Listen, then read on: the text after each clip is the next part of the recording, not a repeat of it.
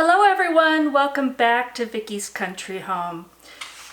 My good friend Tressa at Tressa's Stay at Home Life inspired me yesterday. I used to live in Houston and we got some of the best gumbo. Yeah, I've been to New Orleans and I've had good gumbo there, but we had some really good stuff in Houston. And when she made gumbo yesterday, that made me want gumbo. So today I'm going to make it, but I'm gonna make the roux. I'm gonna attempt to.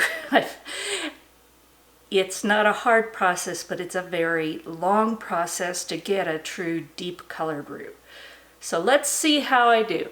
Let's get started. Okay, here we go. Roux is nothing more than clarified butter and flour.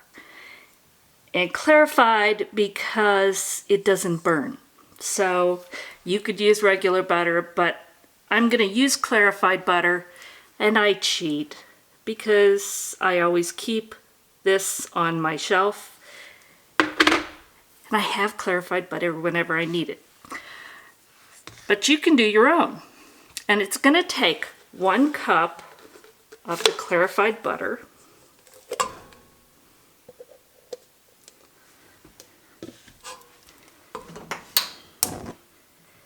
And I'm going to put that over a low heat.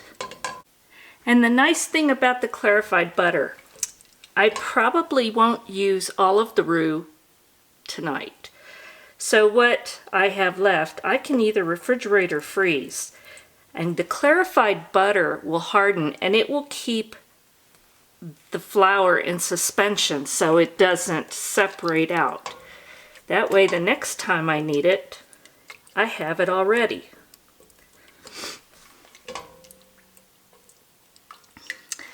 So I'm just going to get this melted. Maybe raise the heat just a little bit. And the funny thing is, I wanted this gumbo after seeing Tressa's video, but we can't go buy anything like pre-made roux from the store. That's probably true in Louisiana, but it's not true in Nevada. So, when you can't buy it, you make your own. Now what I want to do, I have the clarified butter melted, and I want this to get hot enough that if I drop a pinch of flour, it will sizzle. And it's not there yet. So we're going to wait until it reaches that point. Okay. I dropped the flour in and it's kind of bubbling. So that tells me that the oil is hot enough. So now I'm just going to gradually add 1 3/4 cup of all-purpose flour while I whisk it in, because we really want to get this well blended.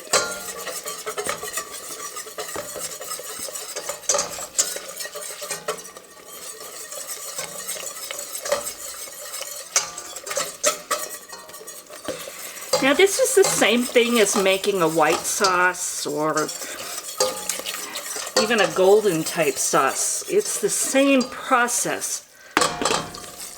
But for a roux, such as for Cajun or Creole food, you want to get it the darker color. So now comes the fun part. I am going to let this cook through, and we're cooking the flour so it loses that taste, but it gets a nutty kind of flavor. So I'm gonna turn the heat down. This could take me 45 minutes, so I'm not gonna make you sit there because you probably wouldn't like that video. I'm gonna just stand here and not quite, but almost continuously stir. You almost want to let it rest in the pan for a few seconds to help you get that darker color. But I'll bring you back a little while later and show you my progress. All right, this has only been about a minute or two, and it's already lost its raw smell from the flour. And at this stage, you could make a white sauce with it, although I'm using unbleached flour, so it's not totally white. But you could use it at this stage. But we're going to keep going. All right, I believe I'm at what's called the blonde stage. And the blonde stage is it's darker than the white, but they're both used to make sauces and to thicken dishes, but they don't have a lot of deep flavor to them. They're mostly for thickening. And if you can tell, you probably can't, this has thinned way down. It's darkened in color, but it's gotten much thinner in texture. It's very liquid. The darker you get your roux, the less thickening power it will have. But you get the flavor, so we're going for the flavor. So I'll bring you back in a while and show you where I am at. All right, this is moving along very quickly, actually. It's only been less than 20 minutes, and I have this on low heat on my range. It calls for medium heat, but I could tell that was not going to work for me. So I've got it on low heat, and I'm already at the peanut butter stage, or the brown roux. And it's called peanut butter because it looks kind of the color, and it's just got a different smell to it. So I'm just going to keep letting this go, but at this rate, I think I'm going to reach the dark roux pretty quickly. So, and it's already changing. It's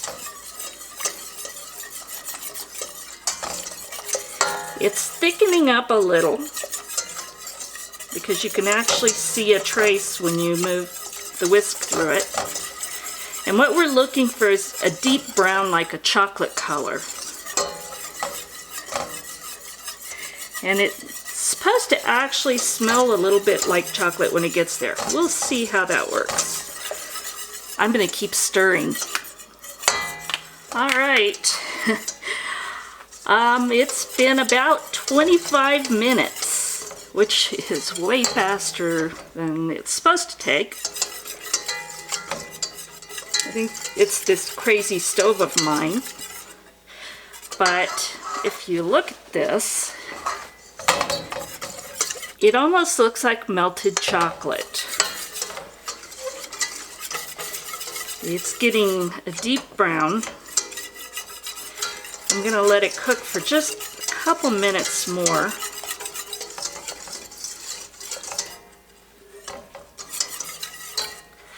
Hand does get tired though.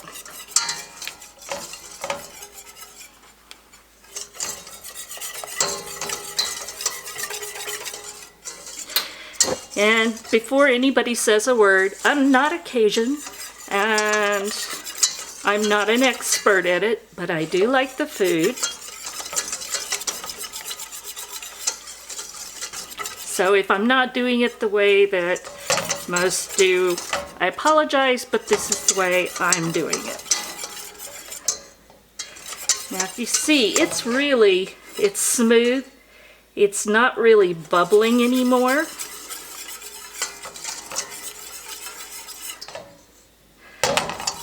And I think I'm going to call that done.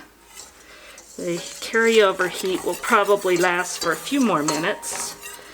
So I'll continue to stir it. And then we're gonna let it cool some while I do the rest of the... I've got most of my prep work done. So what I'm gonna do now, I did find andouille sausage, which surprised me. But I'm only gonna use half of the link, so I'm gonna just put that in there.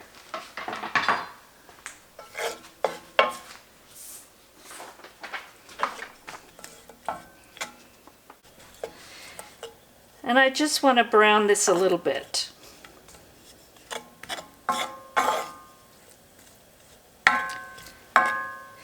So I sliced this, maybe, third of an inch. I don't know. Not too big. So I'm going to get this browned up and then we'll come back and I'll show you what's next. Alright, it just took a few minutes to brown this sausage. And that also helped get some of the fat out of it.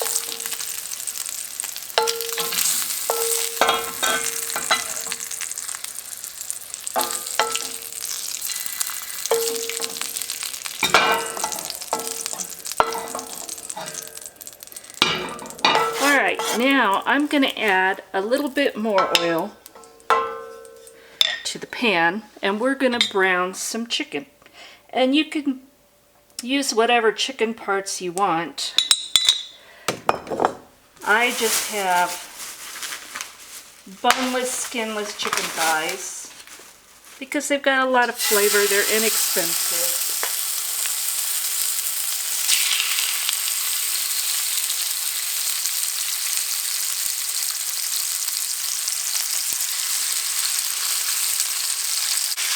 So now I'm just going to get these brown and then we'll come back in a few minutes. I'm going to go wash my hands.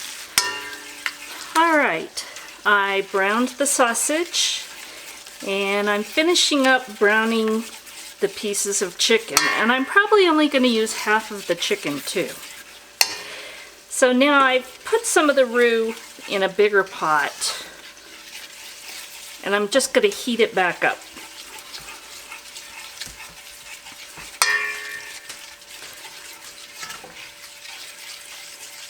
And Olive Oil smells me cooking, so she showed up. Woke her up from her nap. She's an old dog.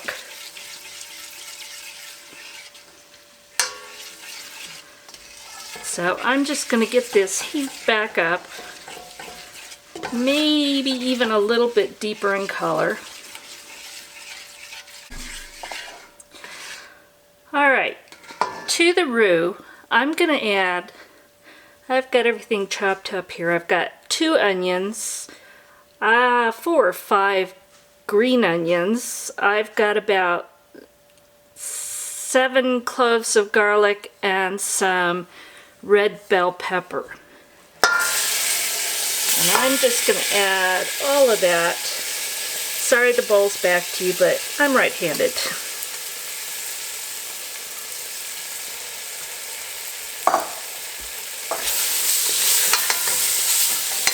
So we're going to put that in there.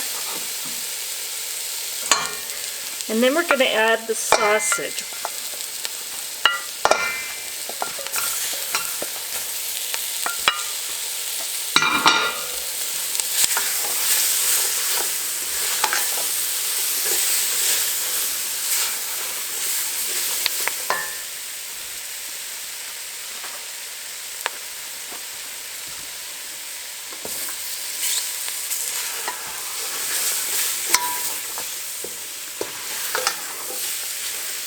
Now I'm going to do this till these vegetables are wilted. Could be about 10 minutes. So I'm going to stand here and stir these and get these cooked and then we'll come back. Alright, these have now gotten pretty wilted. This smells so good. And now I'm going to add, this is about 8 cups of chicken broth, chicken stock. I didn't get my own out, but I'm going to use this.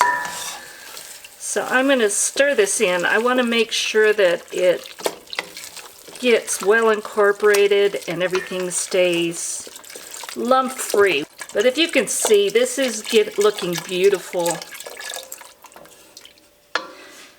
and smooth.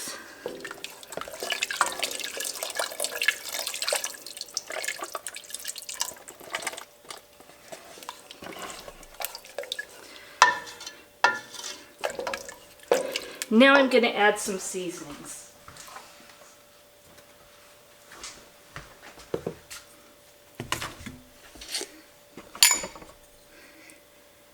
So we're going to add, probably a good teaspoon or so of thyme.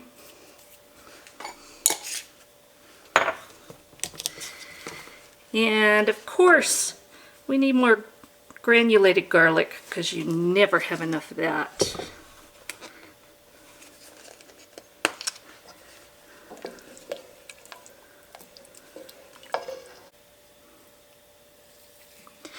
Some coarse ground black pepper. And you can see I like a lot of that.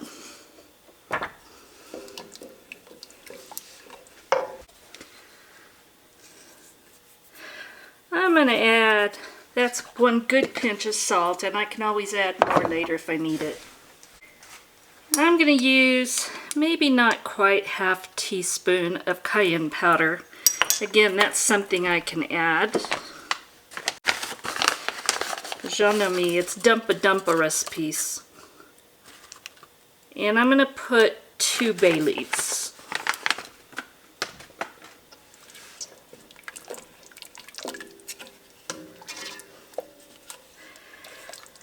And I might add a little bit of water or more chicken stock to this because I think I need some more.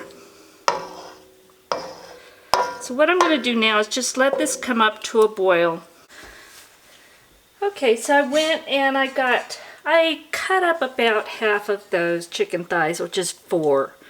And I just cut them in chunks. You could shred it or you could leave that out because gumbo's kind of whatever gets in the pot, I think.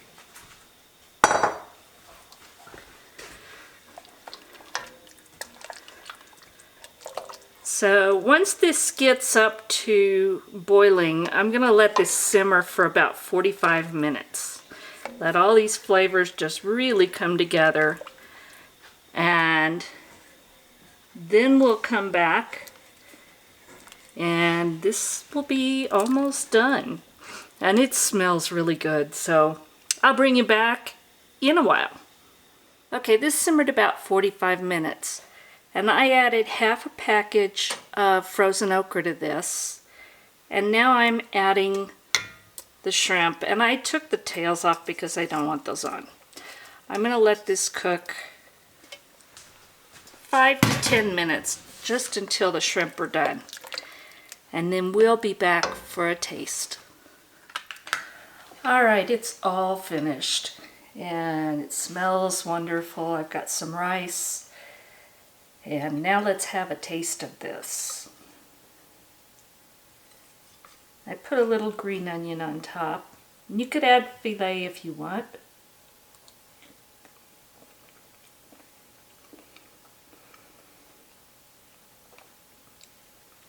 The shrimp is cooked perfectly. And I've got some okra and some andouille. It's very hot.